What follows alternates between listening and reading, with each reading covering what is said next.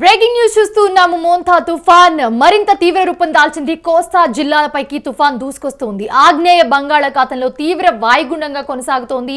ఇది ప్రస్తుతం నైరుతి పశ్చిమ మధ్య బంగాళాఖాతంలో కేంద్రీకృతమైంది. గడిచిన 3 గంటల్లో గంటకు 13 నుంచి 18 కిలోమీటర్ల వేగంతో పశ్చిమ వాయువ్య దిశగా కదులుతోంది. ప్రస్తుతానికి తుఫాన్ చెన్నైకి 600 నుంచి 680 కిలోమీటర్లు, విశాఖపట్నంకి 710 నుంచి 740 కిలోమీటర్లు, కాకినాడకి 680 నుంచి 710 కిలోమీటర్ల దూరంలో కేంద్రీకృతమై ఉంది. ఇవాళ ఉదయానికి తుఫానుగా బలపడి మంగళవారం ఉదయానికి తీవ్ర తుఫానుగా మారే అవకాశం ఉంది. మోంతా తుఫాను మంగళవారం రాత్రికి కాకినాడ సమీపంలో తీవ్ర తుఫానుగా తీరం దాటే అవకాశం ఉందని వాతావరణ శాఖ అంచనా వేసింది. తీరం దాటే సమయంలో గంటకు 90 నుంచి 110 కిలోమీటర్ల వేగంతో బలమైన ఈదురు గాలులు వీచే అవకాశం ఉందని హెచ్చరించారు. తుఫాన్ ప్రభావంతో ఆంధ్రప్రదేశ్, తెలంగాణ రాష్ట్రాల్లో భారీ నుంచి అతి భారీ వర్షాలు కురిసే అవకాశం ఉంది. ఇంకోసం ప్రభుత్వం ఏర్పాటు చేసిన టోల్ ఫ్రీ నెంబర్ 112ను సంప్రదించండి. పాత భవనాలు, చెట్లు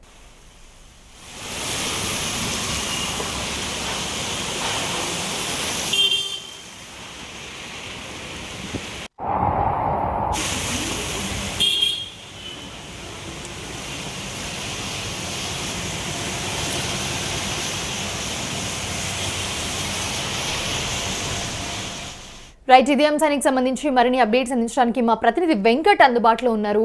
వెంకట్, ప్రస్తుతం మోంతా తుఫాను ప్రభావం ఎలా ఉంది? సో ప్రస్తుతం ఏపీలో ఎలా ఉంది?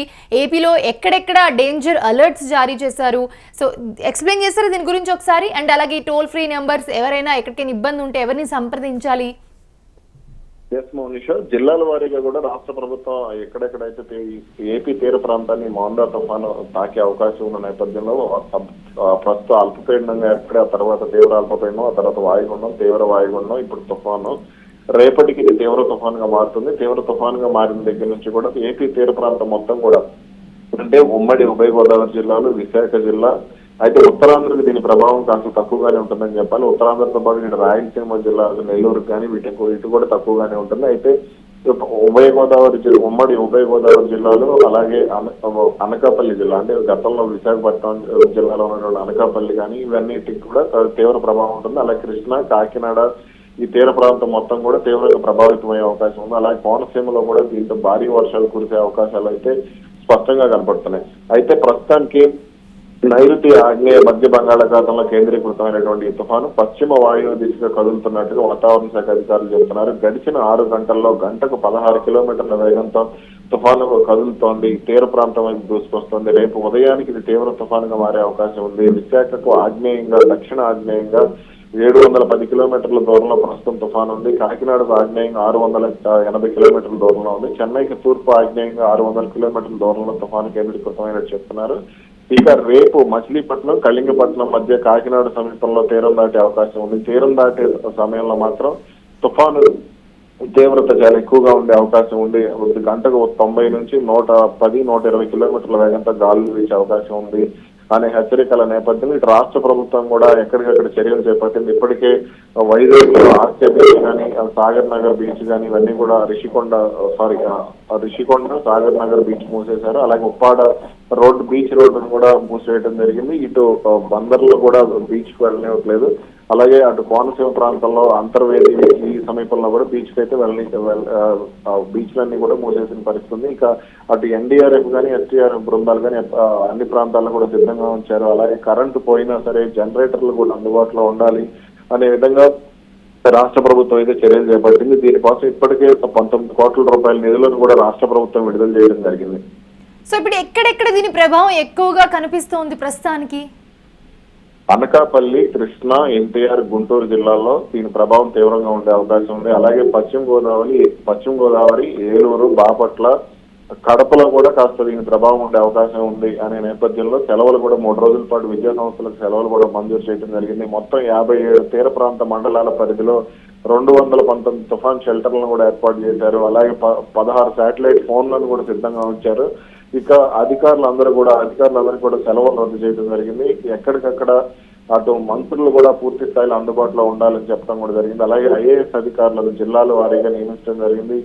అటు కలెక్టర్లకు కూడా దీనికి సంబంధించి ప్రత్యేక బాధ్యతలు అప్పగించారు. దీంతో ముఖ్యంగా కృష్ణా జిల్లాకు అలాగే ఉభయ గోదావరి జిల్లాలకు దీని ప్రభావం తీవ్రంగా ఉండే అవకాశం అయితే ఉంది. ఇక హోంమంత్రి అనిత కూడా ఎప్పటికప్పుడు క్షేత్రస్థాయిలో పర్యటిస్తూ అసలు ఎలా ఏర్పాట్లు ఏ విధంగా జరుగుతున్నాయి ఏంటి అనేది కూడా ఎప్పటికప్పుడు అడిగి తెలుసుకుంటున్నారు. అధికారులు కూడా అప్రమత్తం చేయడం జరుగుతుంది. వెంకట్, అసలు ఒక్కసారి చూసుకుంటే ఈ ప్రభావితం ఎక్కువగా ఉన్న ప్రాంతాలు ఏవైతే ఉన్నాయో సో అక్కడ ఎలాంటి చర్యలు తీసుకుంటున్నారు అధికారులు మెయిన్గా? ఎందుకంటే చాలా మనకి శిథిలావస్థగా వచ్చిన ఇళ్ళు ఉంటాయి, లేకపోతే అక్కడ రోడ్లు సరిగ్గా ఉండవు ఇప్పుడు కొన్ని మీరు చెప్పిన ప్లేసెస్లో. సో అక్కడ విలేజెస్లో అండ్ అలాగే ముఖ్యంగా తీర ప్రాంతం దగ్గర ఉన్న ప్రజలు కానివ్వండి, వీళ్ళందరి కోసం ఎలాంటి ఏర్పాట్లు చేసింది ప్రభుత్వం? మొత్తం ఇందాక నేను చెప్పినట్లుగా 57 తీర ప్రాంత మండలాల పరిధిలో 219 తుఫాన్ షెల్టర్లను ఏర్పాటు చేశారు. ఈ తుఫాన్ షెల్టర్లన్నీ కూడా ఊళ్ళో ఎత్తుగా ఉండేటువంటి పంచాయతీ ఆఫీసులు కానీ, అలాగే గవర్నమెంట్ స్కూల్స్ కానీ, అలాగే ప్రభుత్వ కాలేజీలు, ఇలా కొన్ని హాస్పిటల్స్ వీటన్నిటిలో కూడా 219 తుఫాన్ షెల్టర్లు ఏర్పాటు చేయడం జరిగింది. అంటే ఈ తీర ప్రాంత మండలాల్లో ప్రభావం ఉంటే ఇల్లు కూలిపోయే అవకాశం ఉంది అనే ఇప్పుడు మీరు అడిగిన ప్రశ్న ప్రకారం ఇల్లు కూలిపోయే అవకాశం ఉంది, లేదా చెట్లు పడే అవకాశం ఉంది, ఇట్లా రవాణాకు ఇబ్బంది అయ్యే అవకాశం ఉంది అనే ప్రాంతాల్లో కూడా ఇప్పటికే చాలా మందిని తుఫాన్ షెల్టర్లకు కూడా తరలించడం జరుగుతుంది. అలాగే సముద్రంలో మొత్తం 66 మెకనైజ్డ్ బోట్లను కూడా సిద్ధం చేశారు. ఒడ్డుకు రప్పించేందుకు కూడా సిద్ధం. అటు ఎవరైతే మత్స్యకారులు వెళ్లారో వాళ్ళ విషయంలో కూడా చాలా జాగ్రత్తలు తీసుకుంటున్నారు. సముద్ర తీరాల్లో పర్యాటకుల రాకపోకలపై కూడా నిషేధం విధించడం జరిగింది.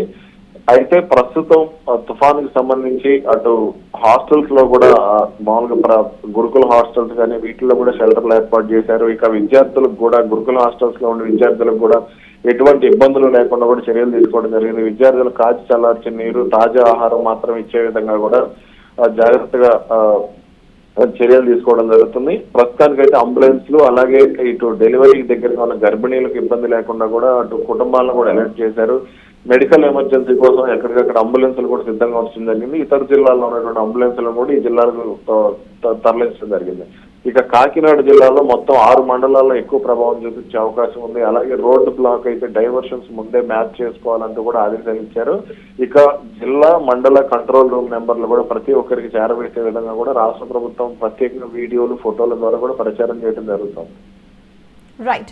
Thanks for the updates Venkat. చూస్తూ ఉన్నాము సోమవారం కాకినాడ, కోనసీమ, పశ్చిమ గోదావరి, కృష్ణా, బాపట్ల, ప్రకాశం, నెల్లూరు జిల్లాల్లో భారీ నుంచి అతి భారీ వర్షాలు కురిసే అవకాశం ఉందని చెప్పి వాతావరణ శాఖ ఇప్పటికే అందరినీ కూడా అలర్ట్ చేసింది.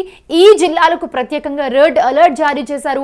శ్రీకాకుళం, విజయనగరం, మన్యం, అల్లూరి సీతారామరాజు, విశాఖపట్నం, అనకాపల్లి, తూర్పుగోదావరి, ఏలూరు, ఎన్టీఆర్, గుంటూరు, పల్నాడు, చిత్తూరు, తిరుపతి జిల్లాల్లో భారీ వర్షాలు కురిసే అవకాశం ఉన్నందున ఏపీకి అక్టోబర్ 27, 28, 29 ఈ తేదీల్లో ముఖ్యంగా రెడ్ అలర్ట్ జారీ చేసి అందరినీ కూడా ముందుగానే హెచ్చరిస్తూ ఉన్నారు.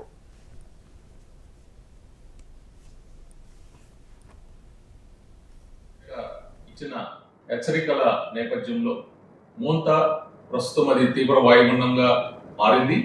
అది రేపటికి తుఫానుగా, ఎల్లుండికి అది తీవ్ర తుఫానుగా మచిలీపట్నం మరియు కళింగపట్నం మధ్యలో కాకినాడ వద్ద తీరం దాటుతుందనేసి వాళ్ళు సమాచారం ఇచ్చారు. ఆ సమాచారం మేరకు రాష్ట్ర ప్రభుత్వం అనేక చర్యలు తీసుకుంటుంది. సో ఆ చర్యల్లో భాగంగా ఈ తుఫాన్ టైంలో ఎవరైతే ప్రజలు ముంపు ప్రాంతాల్లో ఉన్న ప్రజలు ఎవరికైతే సహాయ సహకారాలు కావాలో వాళ్ళందరి కోసం 6 ఎన్డీఆర్ఎఫ్ టీంలు డిప్లాయ్ చేయడం జరిగింది. అవి నెల్లూరు, కృష్ణా, వెస్ట్ గోదావరి, కోనసీమ, కాకినాడ మరియు శ్రీకాకుళం జిల్లాల్లో మా టీమ్స్ ఆల్రెడీ డిప్లాయ్ అయ్యి ఉన్నాయి. ఇదే కాకుండా ఈరోజు సాయంత్రం ఒక టీము కేంద్రపాలిత ప్రాంతం యానాంకు కూడా వెళ్ళటం జరుగుతుంది.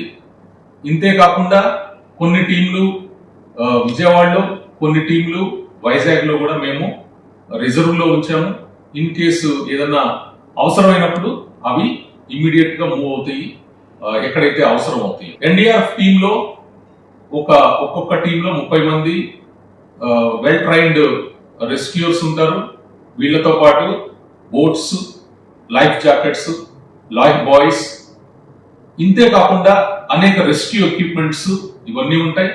ఈ ఎక్విప్మెంట్స్ తో కాకుండా కమ్యూనికేషన్స్ తో హైయెస్ట్ లెవెల్ ఆఫ్ కమ్యూనికేషన్ కోసం మా దగ్గర video quick deployable antennas, vehicle mounted antennas, satellite phones plus HF wireless sets ఇవన్నీ కూడా ఉంటాయి. ఈ టీమ్స్ డిస్ట్రిక్ట్ అడ్మినిస్ట్రేషన్ తో కలిసి అంతే విధంగా మిగతా గవర్నమెంట్ డిపార్ట్మెంట్తో కలిసి ఈ తీవ్ర తుఫాన్ నుంచి ప్రజల్ని కాపాడడంలో అనేక విధాలుగా సహాయ సహకారాలు అందిస్తుంది. తర్వాత ఈ టీమ్స్ ప్రజలకి ముంపు ప్రాంతాల్లో ఎవరైతే ఉన్నారో వాళ్ళని సురక్షిత ప్రాంతాలకు తరలించడంలోనూ, అదేవిధంగా తుఫాన్ తర్వాత ఎవరైతే ప్రమాదానికి గురవుతారో వాళ్ళందరినీ రక్షించడంలోనూ, తర్వాత వాళ్ళకి సంబంధించిన రిలీఫ్ మెటీరియల్స్ అందజేయడానికి కానీ, అదేవిధంగా కమ్యూనికేషన్ లైన్స్ లైక్ రోడ్స్ చెట్లు పడిపోవటం వల్ల రోడ్స్ బ్లాక్ అవుతాయి, ఆ చెట్లు తీసేయటంలో కానీ, ఎలక్ట్రిసిటీ పోల్స్ డ్యామేజ్ అవుతాయి. ఆ టైంలో కూడా ఎవరైతే ఎలక్ట్రిసిటీ ఎంప్లాయీస్ రీచ్ కానప్పుడు మేము వాళ్ళని తీసుకుని వెళ్ళి ఎలక్ట్రిసిటీ రిస్టోరేషన్ కి మేము హెల్ప్ చేస్తాము. ఇదే కాకుండా రాష్ట్ర ప్రభుత్వం అదేవిధంగా జిల్లా యంత్రాంగం ఎలాంటి సహాయ సహకారాలు కావాలన్నా మేము అందించడానికి సిద్ధంగా ఉన్నాం. అందరం కలిసి మన ముఖ్యమంత్రి గారి నేతృత్వంలో ఈ తీవ్ర తుఫాన్ నుంచి ప్రజల్ని కాపాడటంలో మేము కూడా భాగస్వాములు అవుతున్నాం.